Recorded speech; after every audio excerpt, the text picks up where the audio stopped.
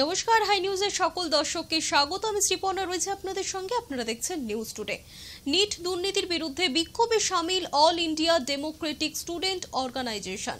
স্নাতকে ভর্তির নির্দেশিকা প্রকাশে সরকারি টালবাহানার বিরুদ্ধেও সোচ্চার তারা। তাদের বিকাশ ভবন অভিযান ঘিরে ধুন্ধুমার সল্টলেক করুণাময় চত্বর। করুণাময় মোড় থেকে মিছিল করে বিকাশ ভবনের দিকে যাওয়ার সময় এআইডিএসও কে আটকায় পুলিশ। মিছিল আটকাতেই শুরু হয়ে যায় ধস্তাধস্তি পুলিশের সঙ্গে। জোর করে তাদের তোলা হয় প্রিজন ভ্যানে। আন্দোলনকারীদের আটক করে নিয়ে যায় বিধাননগর থানার পুলিশ।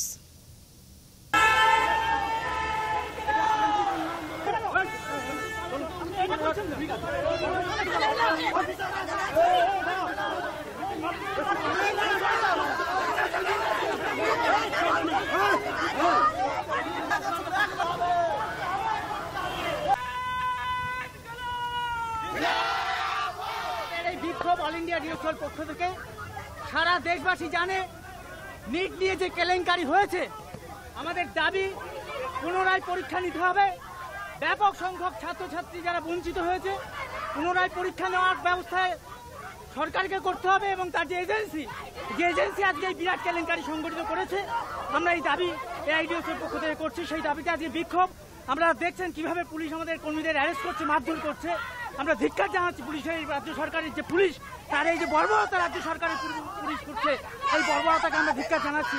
আমরা দেখছি রাজ্য সরকার এবং কেন্দ্র সরকার উভয়ে তারা যেভাবে একটার পর একটা কেলেঙ্কারিতে নিযুক্ত, তারা প্রত্যেকেই এই কেলেঙ্কারি শরিক।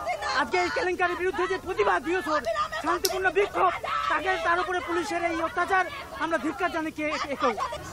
আমরা এখানে শান্তিপূর্ণ আন্দোলন করতে এসেছি। এখনো কোনো রাজ্য সরকার কলেজ ভর্তি প্রক্রিয়ার কিছু জানায়নি। নিটে এত বড় দুর্নীতি, যারা আসল দোষী তাদের না ধরে আন্দোলনকারীদের এইভাবে অন্যায়ভাবে নিয়ে যাওয়া হচ্ছে। খাদ্য দফতরে এবার ইডি চিঠি। রেশন দুর্নীতি কাণ্ডে তৃতীয়বারের জন্য চিঠি পাঠালো ইডি সূত্রে জানা যাচ্ছে 2018 সাল থেকে 2024 সালের মধ্যে কত রেশন কার্ড বাতিল করা হয়েছে, চিঠিতে সেই তথ্য জানতে চাওয়া হয়েছে। প্রসঙ্গত, এর আগের দুটি চিঠির উত্তর খাদ্য দফতর এখনো পর্যন্ত দেয়নি। ইডির আধিকারিকেরা জানিয়েছেন, তৃতীয় চিঠির উত্তর না পেলে তারা আদালতের দ্বারস্থ হবেন। এখন প্রশ্ন হচ্ছে, এবারও কি নীরব থাকবে খাদ্য দফতর?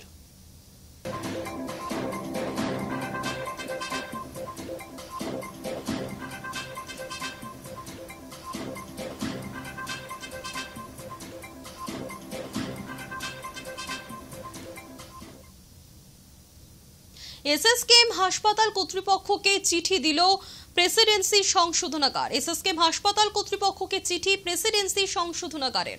পার্থ চট্টোপাধ্যায়কে দিয়ে চিঠি। মেডিকেল বোর্ড গঠন করে চিকিৎসা করা হোক প্রাক্তন শিক্ষামন্ত্রীর। চিঠিতে জানালো প্রেসিডেন্সি সংশোধনাগার। জানবো বিস্তারিত। আমার সঙ্গে রয়েছেন আমার সহকর্মী অভিষেক সিংহ। অভিষেক, দেখো জীবনা, তোমাকে আমি শুরুতেই জানিয়ে রাখবো, পার্থ চট্টোপাধ্যায়কে নিয়ে প্রেসিডেন্সি সংশোধনাগারের চিঠি এসএসকেএম হাসপাতাল কর্তৃপক্ষকে আমরা বিগত দিনে দেখেছি। যখন তাকে শুনানির জন্য আদালতে নিয়ে যাওয়া হচ্ছিল, সেই সময় কিন্তু পার্থ চট্টোপাধ্যায়ের আগে পায়ের সমস্যা ছিল। তাকে গাড়ি করে এজলাসের মধ্যে প্রবেশ করানো হতো, তিনি হেঁটে উঠতে পারতেন না, পা ফুলে যাওয়ার একটা সমস্যা ছিল। এবং সেই সমস্যা কিন্তু এবার বড় আকারে ফিরে এসছে। আর সেই কারণে কিন্তু এসএসকেএম কে চিঠি পাঠালো প্রেসিডেন্সি সংশোধনাগার, এমনটাই সূত্র মাধ্যমে জানতে পারছি। মেডিকেল বোর্ড গঠন করে চিকিৎসা করার কথা বলা হয়েছে প্রাক্তন শিক্ষামন্ত্রীকে। এবং তোমায় জানিয়ে রাখবো যে জেলে যারা চিকিৎসক রয়েছে, তারা কিন্তু পার্থ চট্টোপাধ্যায়কে এতদিন দেখতেন এবং তার চিকিৎসার বিষয়টা পুরোপুরি ভাবে দেখাশোনা করতেন। তো এখানে দাঁড়িয়ে তার পা এতটাই ফুলে গেছে এবং তার পায়ের এতটাই সমস্যা, সেখানে দাঁড়িয়ে জেলের চিকিৎসকরা ভাবছেন যে এখানে তার পুরোপুরি চিকিৎসা হবে না। তাই তারা মেডিকেল বোর্ড গঠন করার জন্য এসএসকেএম হাসপাতালকে চিঠি পাঠিয়েছে এবং পরবর্তীকালে এসএসকেএম হাসপাতালের কোন সেখানে আসেন নাকি তাকে এসএসকেএম হাসপাতাল নিয়ে যাওয়া হয়, সেটাই কিন্তু দেখার বিষয়। তবে ইতিমধ্যে কিন্তু চিঠি পাঠানো হয়েছে। ধন্যবাদ অভিষেক।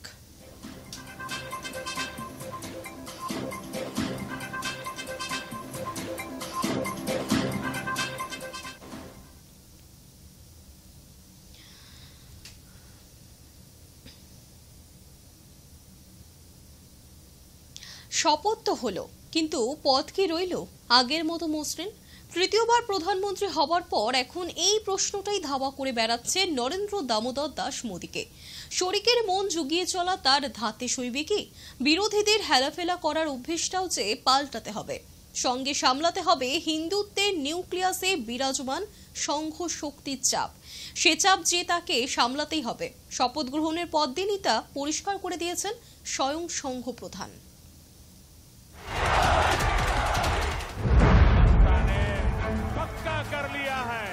সংখ্যা কথা বলে না, সংখ্যা শুধু কথা বলে না, সংখ্যাই স্থির করে দেয় কথার ধরন ধারণ। मैं जनता जनार्दन की सेवा में अपने आप को खपाता रहूं। তা না হলে একক সংখ্যাগরিষ্ঠতার বিজেপি সরকার যে ঔদ্ধত্যের অতীত তৈরি করেছে সেটা সাম্প্রতিক লোকসভার ফল ঘোষণার পরপরই এমন উধাও হয়ে যেত না।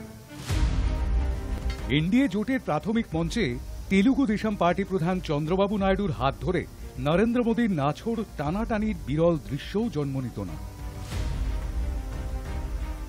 400 পারের রূপকথা যে 240-এই মুখ থুবড়ে পড়েছে, এখন 272-এর ম্যাজিক ফিগার মোদী শাহদের ঠেলে দিয়েছে জোটের বাধ্যবাধকতায়। স্বাভাবিক অঙ্কে বহরে বেড়েছে বিরোধীরা, চোখ রাঙাচ্ছে ইন্ডিয়া ব্লক। বাইরের বিরোধিতা যদি বাদও দেওয়া যায়, তাহলেও শরিকের আবদার সামলানোর দায় নিতেই হবে বিজেপিকে। এবং এরই মধ্যে অন্তর্গত ধাক্কাটাও বড় কম নয়। হিন্দুত্বের মূল চালিকা শক্তি রাষ্ট্রীয় স্বয়ংসেবক সংঘ দুর্বল 56 ইঞ্চিকে এবার চাপে তো রাখবেই। সংঘ প্রধান মোহন ভাগবত এরই মধ্যে সেবার সংজ্ঞা দিয়েছেন অহংনাশের শর্ত তুলে ধরে। এই আপার হ্যান্ড সুলভ উপদেশ না গিলে তো আর উপায় নেই নরেন্দ্র মোদী।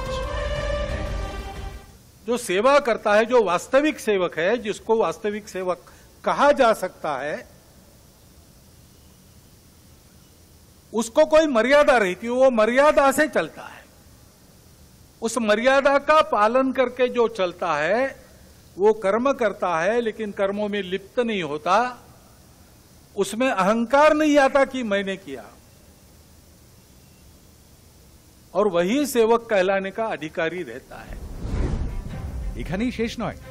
সংসদীয় রাজনীতির বিন্দুমাত্র অভিজ্ঞতা না থাকা ভাগবত জোট সরকারের কৌশলও বাতলে দিয়েছেন তৃতীয়বারের প্রধানমন্ত্রীকে।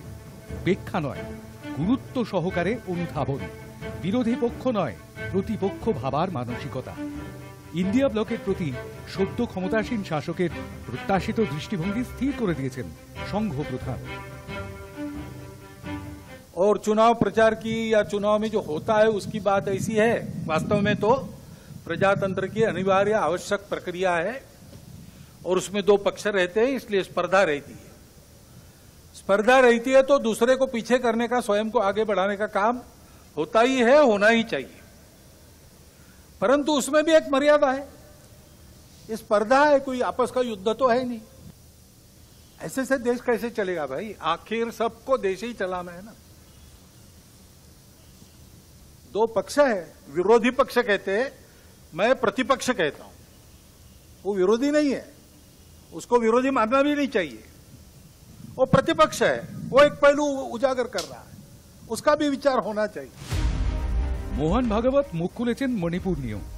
দেশের উন্নতি, দেশেরই শান্তি সাপেক্ষ বিষয় মনে করিয়ে দিয়েছেন তিনি। দীর্ঘ সময় ধরে সেই জ্বলন্ত ইস্যুকে জিয়ে রাখা মোহনের সমালোচনার বিষয় হয়ে দাঁড়িয়েছে। उस ढंग से विकास की रीति, उस ढंग से अपने विकास के प्रतिमान हमको बनाने पड़ेंगे। उसके लिए देश में शांति चाहिए, जगह जगह और समाज में कलह ये नहीं चलता। अब 1 साल से मणिपुर शांति की राह देख रहा है, उसके पहले 10 साल शांत रहा। पुराना गन कल्चर समाप्त हो गया ऐसा लगा, और अचानक जो कलह वहां पर उपज गया या उपजाया गया, उसकी आग में अभी तक जल रहा है, त्राही त्राही कर रहा है। कौन उस पर ध्यान देगा? प्राथमिकता देके उसका विचार करना ये कर्तव्य है। মোহন ভাগবতের এইসব উপদেশ মনে করিয়ে দিচ্ছে সেই আপ্তবাক্য, চিরদিন কাহারও সমান নাহি যায়। নাগপুর থেকে দূরত্ব বাড়িয়েও সরকার চালানোর স্পর্ধা আজ অতীত। ক্ষমতার অলিন্দে জোটের শর্ত, অনিবার্য আপোষ, নান্য পন্থানুজ্ঞতা। একদা দোর্দণ্ড প্রতাপ নরেন্দ্র মোদী কি বাধ্য ছাত্রের মতো সংঘ প্রধানের পরামর্শ মেনে চলবেন? মেনে যে কিছুটা চলতেই হবে তার আভাস মিলেছে এরই মধ্যে। সময়ের সঙ্গে সঙ্গে আরো স্পষ্ট হবে ছবি। তবে মোহনীয় গাইডলাইন দিনকে দিন যে আরো লম্বা হবে তা নিয়ে অনিশ্চয়তার অবকাশ নেই। High news network. শিয়ালদা স্টেশনে 1 থেকে 5 নম্বর প্ল্যাটফর্মে দ্বিতীয় ধাপের কাজ সম্পন্ন হওয়ার পর এবার তৃতীয় ধাপের কাজ প্রায় শেষের পথে। এই তৃতীয় ধাপের কাজ সম্পন্ন হলেই শিয়ালদার প্রত্যেকটি স্টেশনে 12 কোচের ট্রেন চালানো সম্ভব হবে। কোন কাজগুলি তৃতীয় ধাপে করা হচ্ছে? শিয়ালদায় প্ল্যাটফর্ম নম্বর 1, 2 এবং 3 এর সামনে একটি নতুন কনকোর্স এবং প্রবেশ প্রস্থান গেট স্থাপন করা হচ্ছে। স্টেশনের পরিসর বাড়াতে খাবারের স্টল এবং অফিসগুলি স্থানান্তর করা হবে।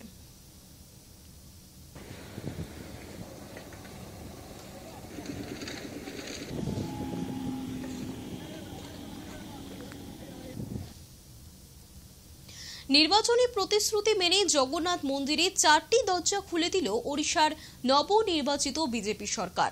পাশাপাশি মুখ্যমন্ত্রী মোহন মাঝির সরকার পুরনো এই মন্দিরের রক্ষণাবেক্ষণ এবং উন্নয়নের জন্য 500 কোটি টাকার বিশেষ তহবিল তৈরির কথাও ঘোষণা করেছে। কোভিড পরিস্থিতিতে ওড়িশার প্রাক্তন মুখ্যমন্ত্রী নবীন পট্টনায়কের নেতৃত্বাধীন বিজেডি সরকার মন্দিরের 4টি দরজা বন্ধ করার সিদ্ধান্ত নিয়েছিল। তীর্থযাত্রীদের কেবল একটি গেট দিয়ে প্রবেশের অনুমতি ছিল, আর এই নিয়ে সমস্যার মুখে পড়তে হয়েছিল পুণ্যার্থীদের। কিন্তু ওড়িশার নবনির্বাচিত সরকার এবার মন্দিরের 4টি দরজাই খুলে দিল।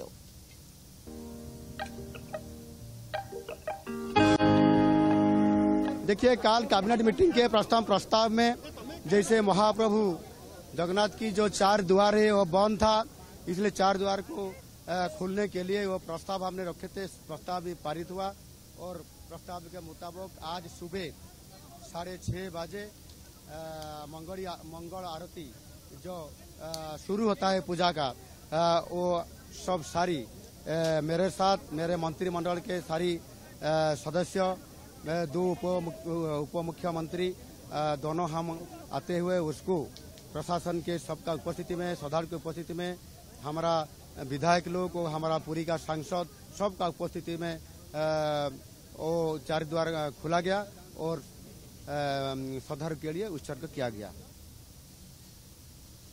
বুধবার রাতে ঝড় বৃষ্টিতে ক্ষয়ক্ষতি সাগরদিঘিতে। ঘটনাটি ঘটেছে মুর্শিদাবাদ জেলার সাগরদিঘির বোখারা 2 গ্রাম পঞ্চায়েতের দোহাল আদিবাসী পাড়ায়।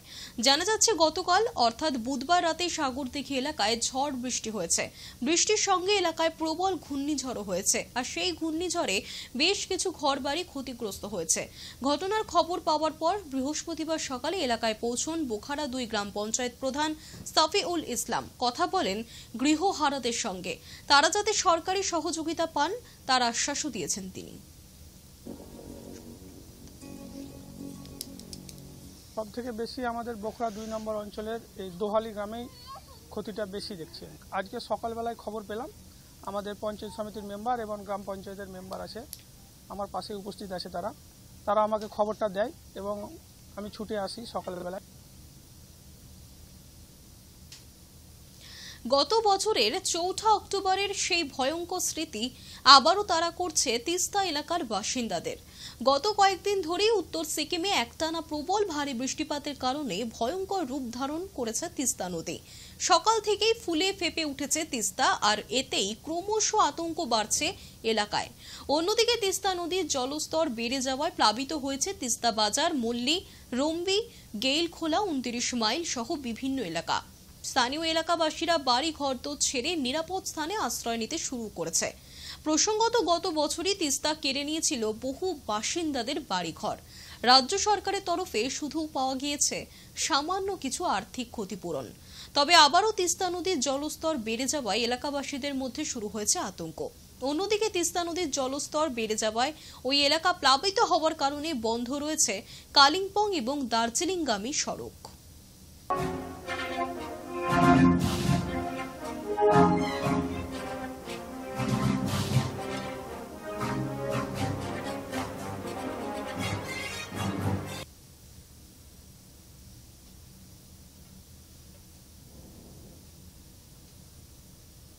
বর্ষা এখনো আসেনি, কিন্তু ডেঙ্গুর প্রকোপে চিন্তিত মালদা জেলার প্রশাসন। ডেঙ্গু মোকাবিলায় স্বাস্থ্য দপ্তর এবং জেলা প্রশাসন দফায় দফায় বৈঠক করছে। ভাবে বৃষ্টি হলেও বর্ষা এখনো ঢোকেনি, আর এরই মধ্যে ডেঙ্গু নিয়ে চিন্তিত মালদা জেলা প্রশাসন। বাড়ছে ডেঙ্গু আক্রান্তের সংখ্যা। মোকাবিলায় স্বাস্থ্য দপ্তর ও জেলা প্রশাসন দফায় দফায় বৈঠক করছে। একাধিক পদক্ষেপ গ্রহণ করা হচ্ছে। মানুষের মধ্যে সচেতনতা বাড়াতে জোর দেয়া হচ্ছে, কিন্তু তারপরেও ডেঙ্গু দমনে তেমন উল্লেখযোগ্য সাফল্য মিলছে না। এখনো পর্যন্ত মালদা জেলায় চলতি বছরে 142 জন আক্রান্ত হয়েছেন। স্বাস্থ্য দপ্তরের পক্ষ থেকে বাড়ানো হয়েছে ডেঙ্গুর টেস্ট।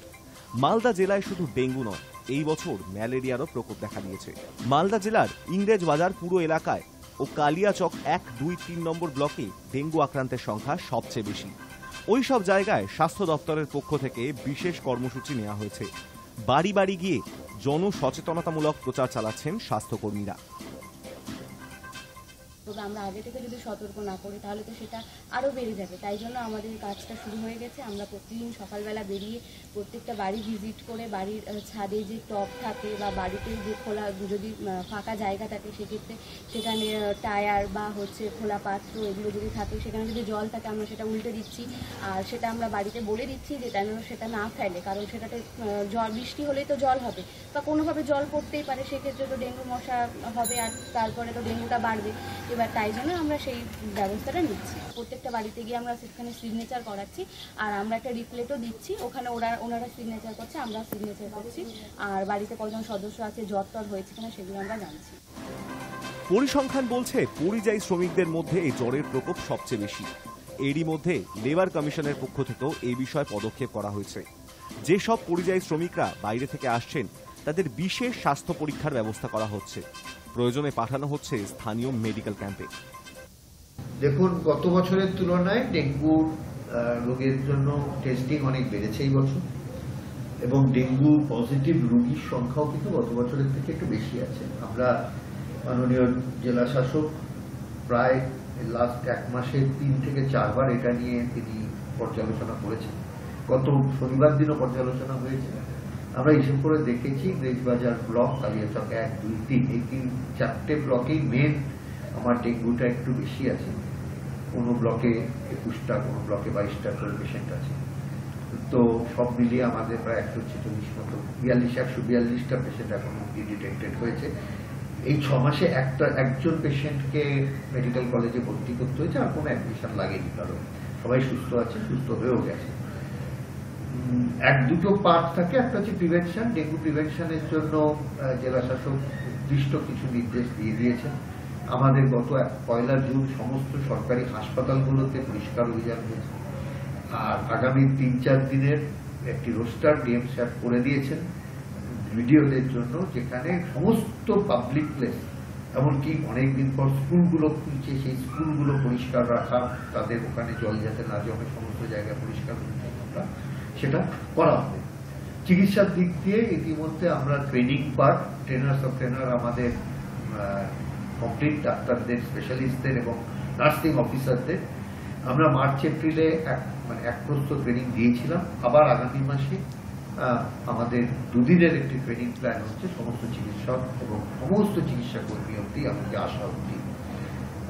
তো ডেঙ্গুর জন্য আমরা সর্বতভাবে প্রস্তুত আছি। ডেঙ্গুতে যাতে আমাদের একজন নাগরিককেও হারাতে না হয়, তার জন্য আমাদের লক্ষ্য, সেই লক্ষ্যে আশা করি এবার আমরা সফল হব।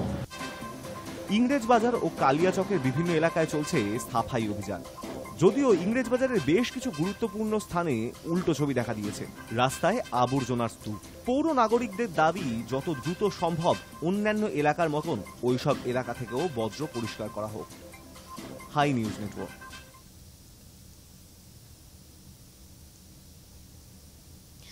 ভাগীরথী নদীর বুকে ছাড়া হলো রুই, কাতলা, মৃগেল, বিভিন্ন প্রজাতির মাছের চারা। লঞ্চে করে মাছ নদীতে নিয়ে গিয়ে বহরমপুর কৃষ্ণনাথ কলেজের সামনে ঘাট বরাবর মাছের পোনা ছাড়ার ব্যবস্থা করা হয়েছে। আগামী দিনে ধাপে ধাপে প্রায় 60 লক্ষ মৎস্য চারা পোনা ফেলা হবে বলে জানা গিয়েছে। সাধারণ মানুষ এবং মৎস্য চাষিরা এতে যথেষ্ট উৎসাহী।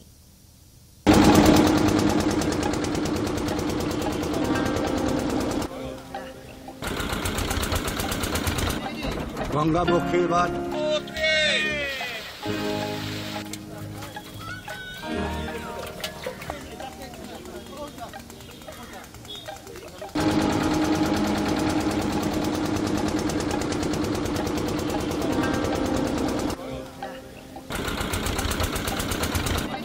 গঙ্গাবক্ষে এবার